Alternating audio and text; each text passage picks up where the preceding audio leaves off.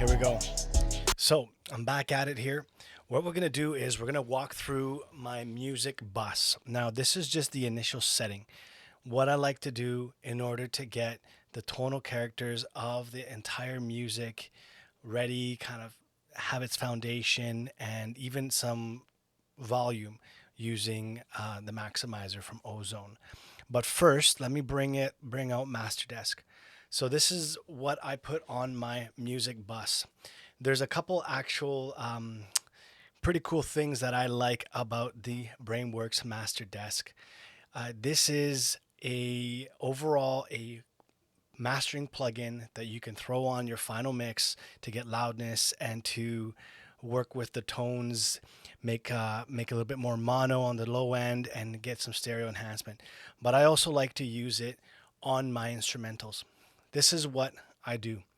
So this is a TMT compressor mode. One is the hardest, most compression to 4, which is a light compression. I like that. I don't want to compress too much of my instrumental. All right. And then you can also mix that amount of compression in. I like to keep it at 86. It's almost off. So the manual says start it up at 93, which is a good place to start too. We'll see what happens when we put it at 93. The de-esser, basic de-esser, you can solo it out. You can hear harsh frequencies, bring those down. The foundation is actually my favorite part of this whole entire plugin.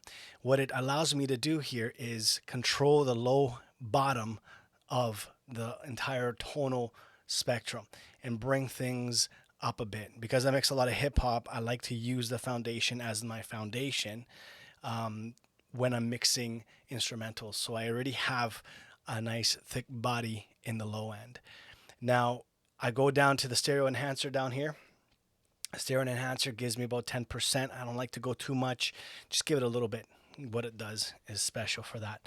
The mono maker, I usually go in at the end of the mix if I need to fix some things or I'm looking and I'm seeing that there's some stereo issues happening in the low end, then I'll go in and use a mono maker.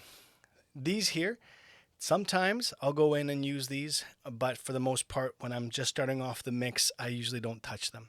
Okay, so once I use that, let me just play it back here for you. Let's see what we got.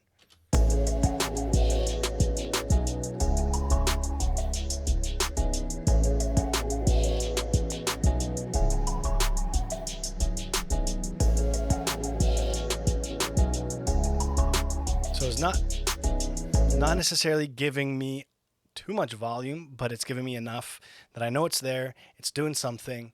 I like it. Now, after the Masterdesk, what I'll do is I'll go into the maximizer from Ozone. My ceiling, I set it at 6 minus 6. That will be adjusted. Typically, maybe a 1 or 2 dBs up or down just to kind of see where things are when I start to really bring in a little bit more of the drums and mixing in a little bit more of the kick with the music.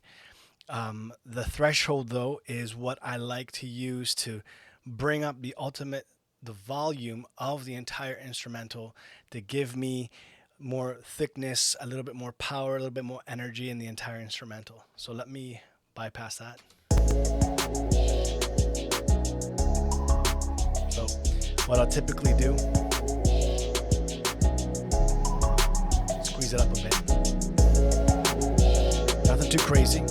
Don't want to go too loud because I still have a lot of mixing to do when it comes to the instrumental. Then from there, I have all these other plugins that I like to add. The black box this is for saturation, Saturn also for some saturation. Usually use the Saturn on a 2-track instrumental. The Ozone Imager if I want to get a little bit more of a width on the instrumental. And then the hybrid V2 from BX. This here I'll use for automation on some filters and whatnot. And then what is next here? The Trackspacer. Let me make that one active for you. The Trackspacer is actually what I'll use every single time, 100% of the time, just to get the vocals, give the vocals more space. Right now, since I don't have the vocals active, the track spacer is not going to be working. But once I get the vocals in, I'll show you how I start to get the track spacer to start making room and making some space in the track. All right, so that is the music bus. Now I'm going to move on to working on the bass, and I'm going to break down my process for that.